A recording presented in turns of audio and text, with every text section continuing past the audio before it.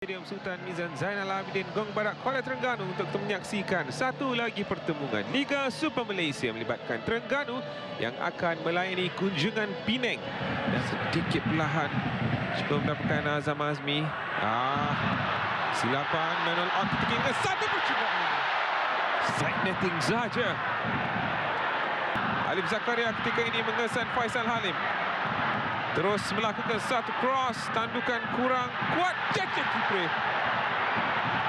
Percubaan yang baik, on target. Passing yang kurang baik Cece Kipre. Masih Cece Kipre percubaan. Rendah dan deras tetapi berjaya diselamatkan oleh Hafizul Hakim.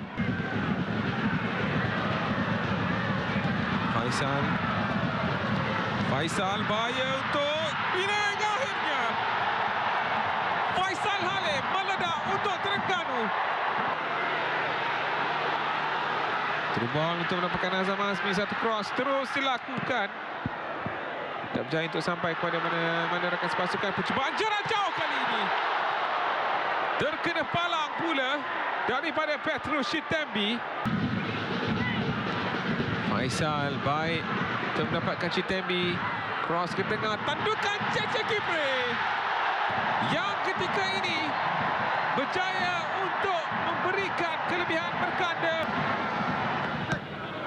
Terengganu berjaya mengeluarkan bola di si kedudukan yang berbahaya ketika ini. Lucas Silva, peluang yang sudah pun terhidang. Mereka nampak memperlahankan sedikit corak serangan mereka.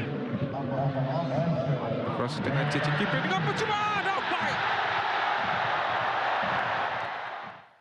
Baik, 3-0 di Gong Badak dengan dua jaringan dihasilkan oleh Cece Kipre, sementara Faisal Halim membuka akaun gol di Kuala Terengganu pada minit ke-37.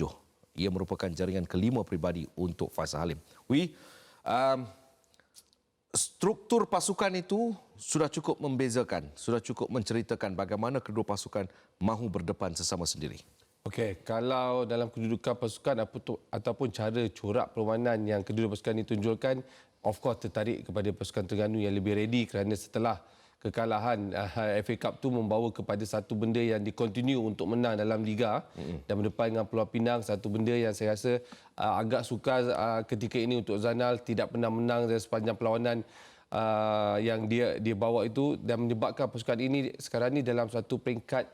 Saya rasakan bahawa pemain-pemain semua cuba meneruskan saja untuk menghabiskan Liga, tetapi pada masa sama mereka cuba memberikan cabaran. Tapi berdepan dengan satu pasukan yang dah cukup kuat, stabil, pemain yang ada, cara pasukan yang pergi berpengalaman untuk mendapatkan gol, sekaligus menewaskan mereka sekali lagi. Okey, saya buka perbincangan kita ini lebih menjurus kepada pasukan Terengganu. Hari ini mereka menurunkan Suhaimi, Syarul Nizam, Dikite, Alif Zakaria, Azam Azmi. Saya lebih suka untuk melihat kepada nama Azam Azmi kerana dia turut dipanggil oleh Kim Panggon dalam senarai yang akan ke Thailand kelak. Saya rasa saya suka untuk melihat bagaimana perubahan pemain itu berlaku, different game, different line up untuk Terengganu. Oh, okey.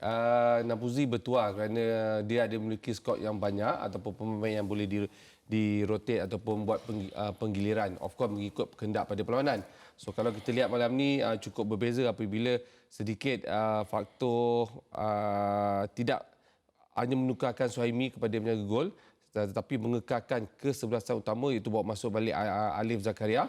Kemudian untuk Azam Azmi, saya akui bahawa pemain ini tengah meningkat naik. Dia dah cukup matang dari segi corak permainan mengikut posisi yang dia mainkan. Yang lebih penting kawasan dia ataupun di bahagian dia tidak mudah bolos, tidak datangnya gol daripada kawasan Azam.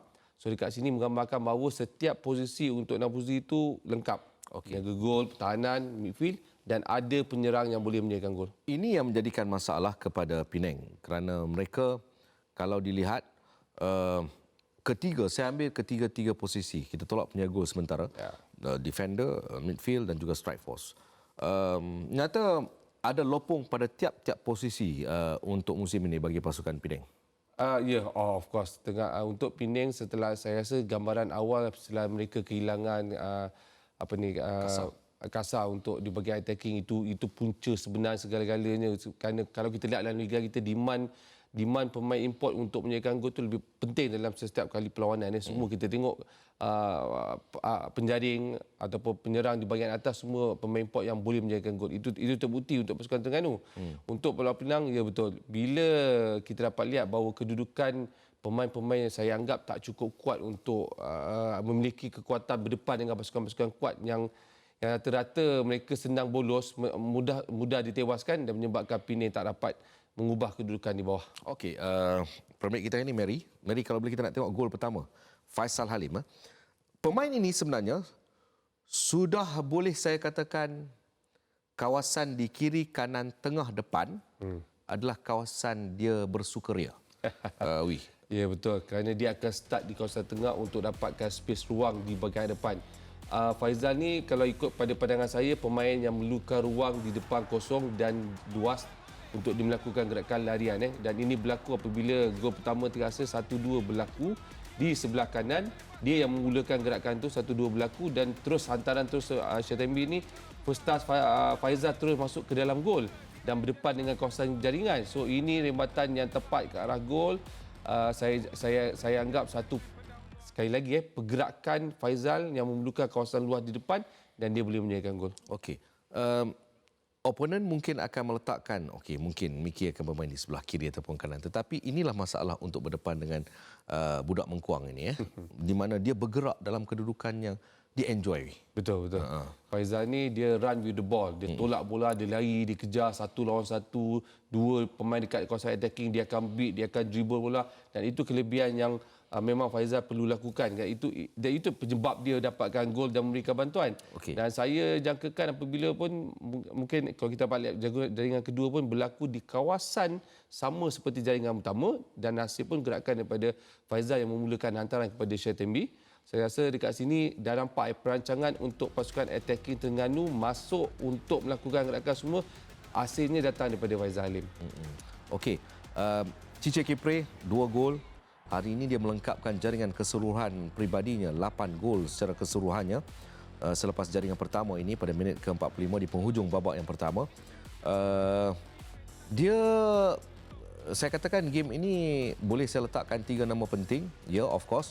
Lain-lain pemain juga mainkan peranan tapi Syatembi, Cice Kipre dan juga Faisal Halim. Ya, itu penggerak dan mendapatkan gol untuk perlawanan ini. Kita dapat lihat bahawa ini kawasan attacking third yang pemain ini bila dia masuk dalam attacking, dia join game untuk melakukan gerakan, pasti ada peluang dan ruang untuk menyediakan gol. Tadi yang saya masukkan tadi first goal Faizal gerakan daripada hantaran bola bawah. Syatembi hantar bola atas untuk Cice Kipre melakukan tandukan. So dekat sini kita dapat lihat bahawa mereka masuk melalui sebelah kiri pasukan pertahanan Pulau Pinang yang saya anggap mereka senang bolos dan menyebabkan gol kedua itu terhasil dengan baik. Okey, gol ketiga pengakhiran untuk Penang FC di Kuala Terengganu menerusi satu tindakan bijak yang dilakukan oleh Cice Kipre. Ini sudah jelas menceritakan bahawa menerusi risikan yang saya lakukan juga menyatakan bahawa Penang sedang bersiap sedia untuk kembali menyusun semula pasukan bagi saingan musim depan. Kalau dilihat tewas lagi, ini merupakan kekalahan ke-13 untuk Penang. Saya rasa Datuk Zainal sudah pun bersiap sedia untuk mencana sesuatu.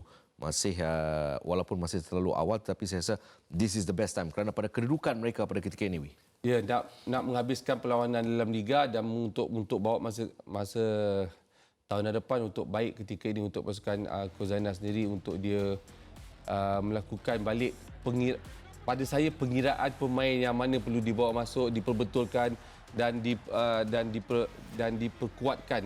Kalau saya nak ambil sedikit data statistik untuk Pulau Pinang, mereka adalah satu pasukan yang paling bolos paling banyak di dalam liga. 35 campur hari ini 38. So dengan jaringan paling rendah 19 gol. Jadi kekurangan di bahagian attacking berjaring gol dan pertahanan yang satu tim tidak cukup baik dan bertahan dan menyebabkan kalau kita dapat gol ketiga ini pun datang daripada satu kawasan tengah pertahanan Pulau Pinang yang membiarkan tanpa marking kepada Cice Kipre melakukan rembatan dengan baik. Overhaul ni ambil masa lama Kalau ikut coach, kalau ikut Coach Zainal ni dia cukup berpengalaman. So dia perlu dapatkan pemain yang berkualiti di setiap bahagian tu, saya rasa mungkin tak mengambil masa yang lama. Okey.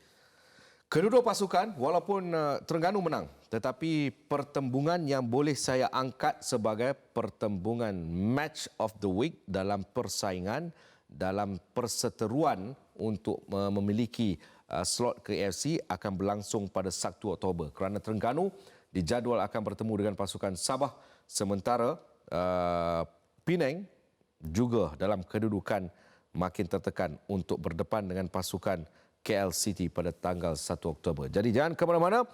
Itu rangkuman tentang perkembangan pasukan Terengganu dan juga pasukan Penang FC.